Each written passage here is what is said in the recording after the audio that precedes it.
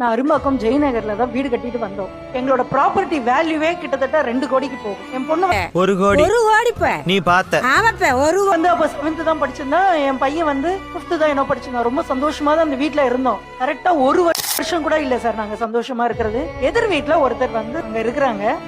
அவங்க என்ன பண்ணிருக்காங்க, வெளியில ரோடுல நிறைய வண்டி எல்லாம் விட்டுட்டு இருப்பாங்க. கார் எங்கனால ஏற்க முடியாது. ஏண்டா டேய், எனக்குன்னே வருவீங்களாடா? ஒரு சுறுசுறுப்புல போய் கேஸ போய் கொடுத்துட்டு வந்துட்டோம். போலீஸ் என்ன பண்ணாங்க, சிவியரா இந்த மாதிரி வார்ன் பண்ணி நான் குமார் அவசரப்பட்டிய அனுப்பிச்சிட்டாங்க. அதுல இருந்து பைக்கே விட மாட்டாங்க ரோட்ல. அந்த தெருவுல அவங்க தான் பெரிய அளவுல இருந்தாங்க.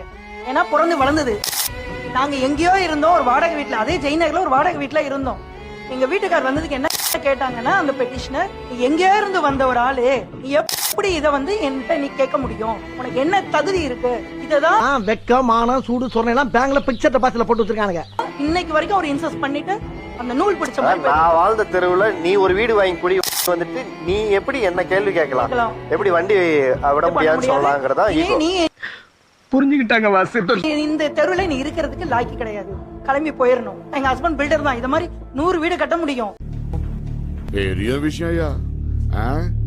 ஆனா இன்னைக்கு நாங்க அந்த மன உளைச்சல் இருக்கோம் பாத்தீங்களா, ஒரு எதிரிக்கு கூட வரக்கூடாது.